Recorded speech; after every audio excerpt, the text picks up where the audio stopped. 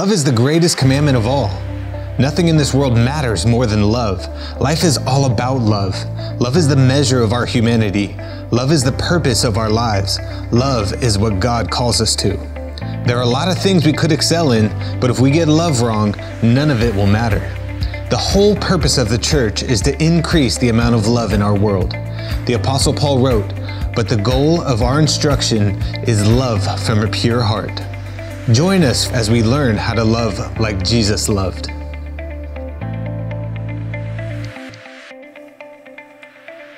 Hey, good morning. I want to say welcome to everyone here and those who are joining us online. And this is the start of this series about what matters most in life. And we get reminded of this when a baby is born and we see this helpless, unimaginably precious life. We're reminded when a couple exchanges vows at a wedding ceremony to declare their love and devotion to each other. We hear about a soldier laying down their life for their friends. When an elderly woman who has Alzheimer's is cared for day after day, month after month, year after year by her child. When an inner city teacher keeps showing up long after all of her colleagues have burnt out, she keeps showing up with energy and passion for the sake of that one child whose life might be changed. When a young girl in Thailand who is sex trafficked risks her life to begin again for the sake of her 2-year-old child. When a cold heart repents in a marriage that was headed for disaster and that marriage gets reborn. When someone lies dying in a hospital bed surrounded by friends and family who they have shared life with. It's in moments like these that we know love is what matters most. Love is what life is all about. Love is what matters most of all. Love is why we exist. Love is what God created us for. There are a number of things in this life that we can get right. But if we get this wrong, if we get love wrong, none of it will matter. You know, I could be in the best physical condition in the world.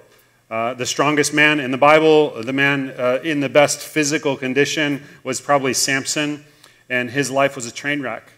I mean, he was in great shape, but his life was a wreck.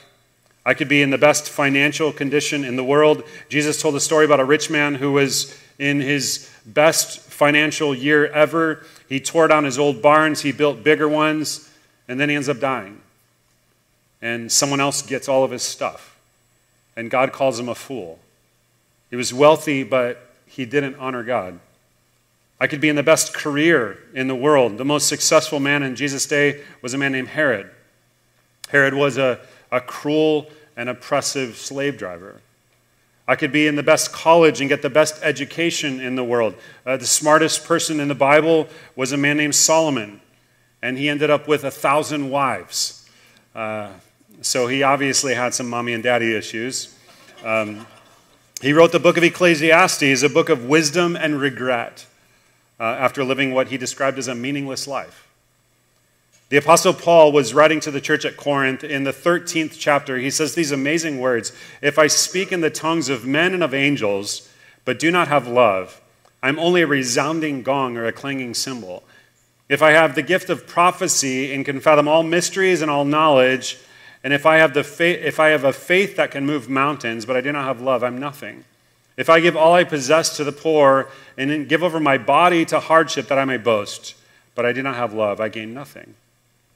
I read a modern translation of that passage this week. It goes like this: "Though I tweet like Justin Bieber and have more Facebook friends than the Pope, though I get a BA from Cal and an MBA from Stanford, though I invent Snapchat and Instagram and WhatsApp and Uber, though I have great hair and white teeth and low body fat, though I solve global warming, set philanthropic records, and drive a Hummer that runs on compost, if I do not have love, I am nothing."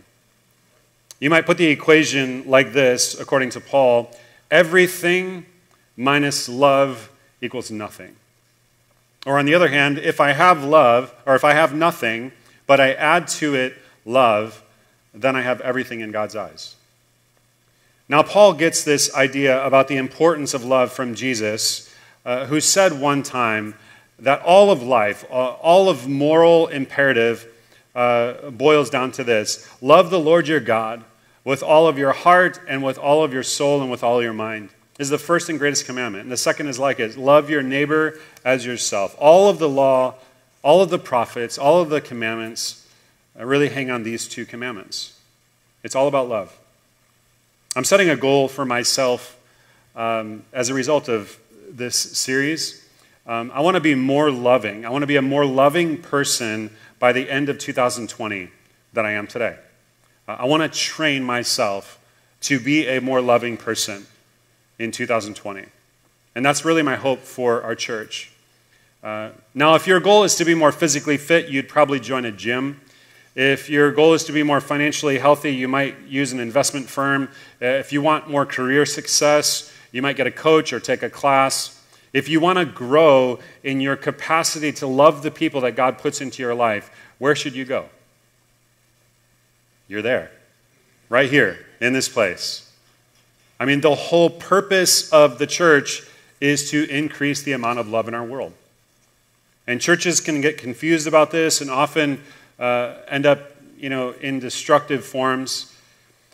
That's why the Apostle Paul wrote, "The goal of this command is love, which comes from a pure heart and a good conscience and sincere faith." The goal of Christian instruction is not that people know a lot, it's that people love a lot. Though I know the entire Bible, but I have not love, I'm nothing. As a matter of fact, knowing can actually sometimes be a problem. Paul said one time, "But knowledge puffs up while love builds up." This could be a problem for church people. I was talking to someone who is not part of our church, but he asked me, why do so many churches seem to be jerk factories? And it's okay that churches attract jerks. We're supposed to do that, but we shouldn't be producing them. Dallas Willard said one time, "It's rare to find a church that is practically oriented around Jesus' instruction, love one another as I have loved you." You might think that would be a church's primary goal, but it usually turns out a different way. Well, I want to say for us, that is our primary goal. We're launching this series today on love, but it's about more than just, how do I find some tips on how to have a good relationship. This is the great purpose of human existence designed by God. So what is our aim as a church? To grow a community of extraordinarily loving people who are the great ones among us. Not the richest, not the highest IQ, not those who know the most about the Bible, not the biggest givers, not the most gifted socially. The greatest among us are those who love. Love is what makes someone great, rightly understood. And so the question for us is, what is love as Jesus understood it and as Jesus practiced it? That's what we'll be looking at throughout this series. But I want to start with this definition of love. Love is to will and to act for the good of someone. To love someone means to will and to act for their good. To love someone is to will and to act for them to become the best person God made them to be. Love is not primarily a feeling. Although love certainly will involve feelings, it's not primarily desire. Love is not primarily closeness. Love is not primarily being agreeable or doing what you want me to do. A problem we face when it comes to defining this word love is we use this word love for so many different things. We say, I love you, I love my children, I love my home, I love my motorcycle, I love my job, I love Maui, I love chocolate. What does it mean to love chocolate? It doesn't mean I act for the good of Ghirardelli. My love will actually consume the chocolate. My love will destroy the chocolate. Jesus understood love as a God-powered condition, a God-powered way of life in which I will and act for the good of everyone I come in contact with. This concept of love from Jesus was so revolutionary, his followers had to find a word for it. And so they took a Greek word, and some of you may know this word, And I want to say something about it because it's so central to what we're talking about. It's so central to this series. And the word is agape. And there was a life insurance company that used this word, agape, in a Super Bowl commercial to kind of tug on our heartstrings. I think it's the only commercial that actually took a serious tone during the Super Bowl. If you didn't get to see it, I wanted you to see it. Check this out. The ancient Greeks had 4 words for love. The first is philia. Philia is affection that grows from friendship. Next, there's storge, the kind you have for a grandparent or a brother. Let's go. Third, there's eros, the uncontrollable urge to say, I love you. The 4th kind of love is different. It's the most admirable. It's called agape. Love as an action.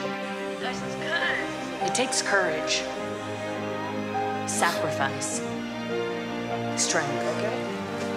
For 175 years, we've been helping people act on their love so they can look back or look ahead and say, we got it right. We did good. So New York Life actually got their inspiration for that commercial from a book by C.S. Lewis called The 4 Loves, where C.S. Lewis identified the 4 types of love that were mentioned in the Bible. The Greek word agape was actually very rarely used in classical Greek. It was only used in one book in the Greek translation of the Old Testament. It's actually not well defined either. It's like Jesus' disciples needed a word that they could use to fill with content to explain to the world the nature of love that Jesus taught and lived. And so they seized on this word, agape. Writers of the New Testament used agape dozens and dozens of times to express this understanding of love that was lived out by and taught by Jesus. For Jesus, this quality of love was not a feeling. It's not something you should or even can turn on or off like a faucet depending on who you're with. Sometimes we'll say, or we'll hear people say, it's easy to love this person, but it's really hard to love that person. Jesus didn't use the word love that way. His idea was that we are to become loving people. It's a condition of being, like being healthy, where I'm so rooted in God's love for me and increasingly free of sin, which is always opposed to love. So I'm ready to will and to act for the good of any person who comes into my life because I'm a loving person, regardless of who that person is or how they feel about me. In fact, this kind of love, this agape love, where I will and act for the good, will express itself very differently depending on the condition of the person I'm with. If someone is hungry and I love someone with this kind of love, well, I'll feed them. If someone is lonely and I love someone with this kind of love, I'll connect with them and I'll listen to them. If someone is discouraged and I love someone with this kind of love, well, I'll encourage them. Let me give you another example. Let's say I'm with a child. Let's say it's my child, and my child is a spoiled brat. What will I give them if I love them with this kind of love? I'll give them discipline. You see, this is where this kind of love gets challenging. If I give food to a hungry person and they think I'm loving, well, they'll be grateful and we'll probably be close. If I give encouragement to someone who's discouraged, well, they'll think I'm loving and we'll probably be close. If I give discipline to a spoiled brat, will they think I'm loving? No, they will not think I'm loving. You see, in order to be a loving person, I have to be prepared to be seen as unloving. I'll need to have a source for that love that is so stable that it enables me to live in kind of a risky way, in kind of a confrontational way with other people sometimes. I must be rooted in a more secure source of love than any human being can give, in the kind of love that only God can give. That's why Paul writes, I pray that you, being rooted and established in love. Now, when a tree is rooted in the soil, it gets nourished. It's being kept alive. It's being fed all the time. And Paul says, I want you to be like that. I want you to be rooted in your thoughts and in your mind and in your feelings all the time in God's love. I pray that you, being rooted and established in love, may have power, together with all the Lord's holy people, to grasp how wide and long and high and deep is the love of Christ. In other words, this kind of love, agape love, the condition of being where I act and I will for the good of everyone in my life, it arises out of a certain condition, and that is being rooted in God's love.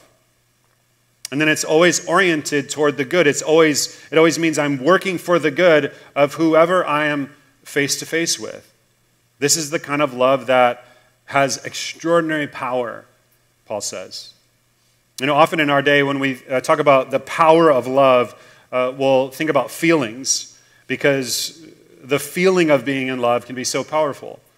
Actually, to Jesus and his followers, to Paul and to John, it was this God-powered agape love that gave them the extraordinary power. That's why Paul said in 1 Corinthians 13, love never fails. I mean, think about that. Love never fails. It will always will and act for the good, no matter what. Paul said in Romans 8, for I am convinced that neither death nor life, nor angels nor demons, nor the present nor the future, nor any powers, nor height nor depth, nor anything else in all creation will be able to separate us from the love of God that is in Christ Jesus our Lord. Paul also said in Romans 12, do not be overcome by evil. You know, evil can be so strong in our world, but overcome evil with good. That's what love does. It overcomes evil with good. Now, we'll talk about this more throughout this series, but this is our goal, to live in this love, God's love, agape love, and to become more loving people. Now, there's a book that I've chosen to use as a template for this series. It's called The 5 Love Languages. And the core idea of the 5 love languages is that we all have certain ways that we most readily give love and receive love from other people. And I just want to walk through them, the 5 of them, real quickly. For some people, they get love most when it's expressed through words of affirmation. They're words people. They love to speak and hear words of love. Maybe that's you. For some, it's spending quality time. When you spend time with me, that's when I feel loved by you. For some, it's giving gifts. Some people are really creative and very thoughtful around giving gifts. For some, it's acts of service. Serving people is how you express love and the way you're best able to receive it. For some, it's physical touch, just that experience of a hand or an embrace. You might want to think about what your natural love language tends to be. If you're not sure, you can look up 5 love languages online, and there's a free assessment that you can take to figure it out. But in the time that we have left today, I want to talk about how to express love through words. There's a wonderful statement from the Apostle Paul about this. Paul writes, do not let any unwholesome word come out of your mouth. By the way, how is that going? Like, do you think Paul really meant that? Like, do you think he really thought about what he was writing there? What would it look like for you not to let any unwholesome word come out of your mouth? Like, how much would you have to cut down on the amount of words that you speak in order to get to no unwholesome word coming out of your mouth? You see, in order to love like this, and this is part of why it's so important to understand love is not primarily a feeling, this is going to require me to become a different person. Do not let any unwholesome word come out of your mouth, but only what is helpful for building others up according to their needs, that it may benefit those who listen. You see, love seeks to be helpful for building up others according to their needs, not according to my own natural preferences. And as we begin this series today, I just want to ask you to maybe think of a few people in your life. Maybe a friend, maybe your spouse, maybe your children, maybe your parents, maybe someone at work, maybe someone in this room right now. Would you become a student of that person or those people and ask, like, which of the 5 love languages is the best way to communicate love to that person?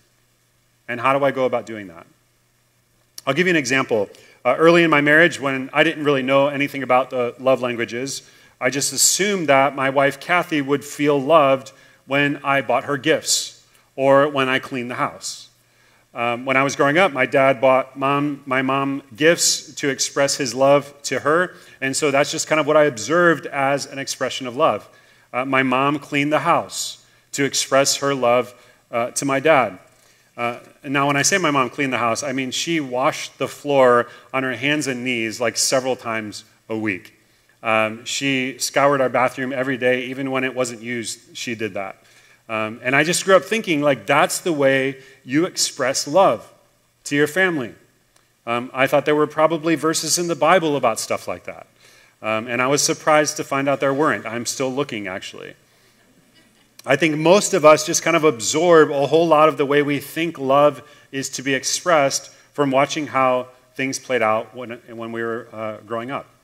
And so early in my marriage, I expressed love to my wife by cleaning the house. Except she didn't feel loved when I cleaned the house. As a matter of fact, she didn't even notice when I cleaned the house. It just wasn't on her radar. And now the danger is, because my effort to express love through serving, through acts of service, didn't get received the way that I intended, I can take it personally. You know, I can feel like, well, you don't appreciate me. You don't want to feel intimate and close to me because you don't even notice what I'm doing to try to get your attention. And the reality is, I should have used other expressions of love if I really wanted to be effective in making my wife feel loved. One of my kids feels loved with physical touch. When she was younger, just tickling her until she was screaming and laughing and wrestling and shouting to stop and hoping that it would start again, I mean, that would just fill up her little love tank. Just as much as words would fill up her older sister. My wife will write notes to our kids and hide them in their luggage when they go to camp. And she writes words of affirmation. She writes words of encouragement. She writes, hopes that she has for them at camp. She writes things that she loves about being their mom. And very predictably, that gift has the highest impact depending on the extent to which each child has words of affirmation as their love language. My wife does that because that's the kind of natural love language that she tends to speak. And what I'm learning is, instead of writing words to all of our children or giving gifts to all of our children, which is the language that Kathy and I speak, we need to be thinking of things to do that would actually be in their primary love language. And that would be different. There would be different gifts for each one of our 3 kids. Learning to speak the love language of the people in your heart is crucial.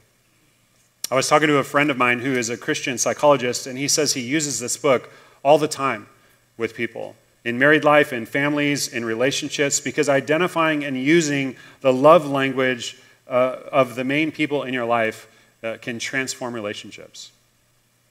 And as we think about words of affirmation and begin to apply it and work on words this week, you might want to write this verse down and just kind of keep it somewhere so that you can see it during the week. This is from the book of Proverbs, Proverbs 25:11. A word aptly spoken is like apples of gold in settings of silver. The right word, in the right time, in the right tone, to the right person is gold. And you can probably remember getting a word like that from someone. A woman tells an amazing story about the power of words. She said growing up on a farm, her daddy had a little grocery store on the corner. And every time the milkman would come in, he would rub her on the head and he would say, "How's my little Miss America, who's so beautiful and talented?" And this milkman was really nice to her, and she would watch him stock the milk. And every week he would come in, "How's my little Miss America?" Week after week, summer after summer, year after year. And when she was in junior high, she started to enter pageants. And when she was in high school, Miss America actually became a goal. And when she finally won Miss America, she gave the credit to the milkman, which is kind of weird. She said, "Those words shaped my life." I mean, there's power in words. I think of that story every time I see my daughter. Every time I see her, I rub her on the head and I say, "How's my little Miss Millionaire who's so talented and smart?" this week, just real simply, pick someone in your life, a friend, maybe someone in your small group, a child, a spouse, and pay them one compliment each day, all week. We can all do this. But it has to be honest. And it has to be non-manipulative. The other thing Paul said about love is love must be sincere. And there have been many times where that verse has deeply challenged me. When I think about real people in my life, love must be sincere. In our world, so often, instead of being sincere, love-sounding words are just used to manipulate people. I was at a restaurant with a friend a while ago, and I ordered a salad, and our server said when I ordered the salad, brilliant. And then my friend ordered soup, and the server said, perfect. And then it was time to order the main course, and I ordered something, and the server said, excellent choice. And then my friend ordered something, and he said, wonderful selection. And it just kept going on and on like that. Beverage, fantastic. Dessert, you'll love it. And I finally asked him, because it was just so over the top, do you ever say to someone, what a stupid thing to order? What kind of moron are you? And he told me in the kitchen they have a list of affirmations, and they're required as a condition of their employment, every time someone orders something, anything, no matter what it is, to respond with one of those affirmation statements. That's not sincere. I mean, that's just inflating someone's ego to get more money out of them. Like, what kind of low-esteem people are we that we go to a restaurant and someone has to tell us what a brilliant decision that we've made? Macaroni and cheese. Oh my gosh, you must have gone to Harvard. That's not sincere. So this is the assignment. Think of key people in your life and ask, like, what is a quality, what is an action or something that they've done that you genuinely admire or that you genuinely appreciate? And then tell them. And maybe you want to start thinking about that now. I spent some time thinking about people that I've spent the last few weeks with and just wrote down some things that I could say. And I was amazed at how often, when I looked back on it, I could think of so many things that I often don't say in the moment. And it could just be super simple, like, that color looks great on you. I love the way you encourage your child. It's really good parenting. It's also a really good example to me as a parent. I thought, you thought to text that person. I wouldn't have thought about that. I love the way you connect with people. You had a good idea for getting our small group to get to know each other better. Thanks for doing that. To a young couple, I admire how you're building into your marriage. We have people on our staff at our church who just have a great sense of humor. Like, I could tell them, you make me laugh. I love to laugh. Thanks for making me laugh. Apples of gold in settings of silver. You could do that. So this week, just pick someone. Just real simply, one genuine compliment per day, all week long. And then along with words of love, practice using humble words. Humble words can actually communicate love. I had a moment recently when I handled anger badly towards someone in my family, and I had to go back and say, I handled that wrong. Will you forgive me? And just humbled myself. I said something else when our family was around the table, and I intended it to be funny, but it was actually cutting. And I had to go back and say, I think I hurt you when I said that, and I need to ask for your forgiveness. Maybe there's someone you need to go to and just speak humble words to. Paul wrote again in 1 Corinthians 13. This is a great chapter that it would be really good for you to kind of just live with throughout this series. Paul wrote, love is patient, love is kind. It does not envy, it does not boast. Love does not boast, but I boast. Why do I do that? I hear someone else has accomplished something or achieved something, and I'm tempted to compare myself to that or feel diminished by it. And so I want to say, hey, look at me. I did something. I want you to see this. Why do I do that? Well, I'm trying to acquire from boasting a sense that I matter or a sense that I count. And love doesn't do that. Because love has already received that genuinely and irretrievably from God. Love doesn't boast because it has other things it needs to do.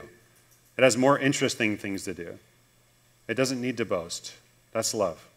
There's nothing like love. And this is so important. This gets deeply into what it means to be formed spiritually. Our goal in this is not that we aim at doing loving things. That's not the goal. If you just try to do more loving things, you're going to exhaust yourself. The idea is we aim at becoming the kind of person through whom loving actions just flow. Jesus would often talk about this. He talked about changing the inside of the tree, changing or cleaning the inside of the cup. Don't aim at doing right things. Don't aim at doing loving stuff. Aim at becoming someone who is rooted enough in love that it just flows out of your life, because that just looks like the sane thing to do. I went through the Gospel of Mark this last week, and I was looking specifically at the words Jesus spoke. And of course, he's the master of speaking words of love, often very challenging to people. What struck me was the first words involving love in the Gospel of Mark were not words spoken by Jesus. They were words spoken to Jesus. After he had been baptized, Mark says, "And a voice from heaven said, 'This is my Son, whom I love. With him I am well pleased.'" You see, I think Jesus was just rooted in that love and that voice. After this, he went into the wilderness for 40 days, and that's the voice he listened to. Still in the first chapter of Mark, when he started his ministry, there's a lot of stuff to do. The writer says, very early in the morning, while it was still dark, Jesus got up, left the house, and went off to a solitary place where he prayed. I mean, that's the voice he listened to. "You are my Son. I love you very much." I want to say the most important words this week will not be the ones that you or I say. They'll be the ones that we hear. Because God says to us, "You are my son. You are my daughter. I love you very much." You see, words matter. Words are like gold. In a few moments, this service will be over, and then it will be time for us to go out and practice loving. When we come to church, it's great to learn, but this is not just about learning. It's great to worship together, but this is not just about worshiping God. When we come, when we gather to love and be loved. That's why we gather with other people. When this service is over, just take a few moments to express love to someone. Practice saying words of love. "I'm really glad you're here. Hi, my name's Matt. What's your name? How did you end up at Blue Oaks? I'm really glad you're here." Our aim is to grow a community of extraordinarily loving people. And so I hope you come back next week. I hope you're committed to being here for this series. This week, go out and speak words of love, and then come back next week and we'll learn more about how to love. All right, let's pray as the band comes to lead us in a closing song. Heavenly Father, we thank you for this gift of love. God, I know there are people in this room who have been hurt or wounded or scarred, people who are disappointed or afraid or angry or bitter or confused. God, would you help us to understand what this love looks like? Where there are hearts that have gotten hard, God, I pray that you would soften those hearts. Where there are wounds, God, I pray that you would heal those. God, would you help us to be a church where love just starts to radiate out, just like a light, all over the Bay Area? God, would you be on our hearts and in our mouths, in our faces? God, may love just rule and reign in this place. And God, most of all, we thank you so much for the love that you sent us through your Son, Jesus, and it's in his name that we pray.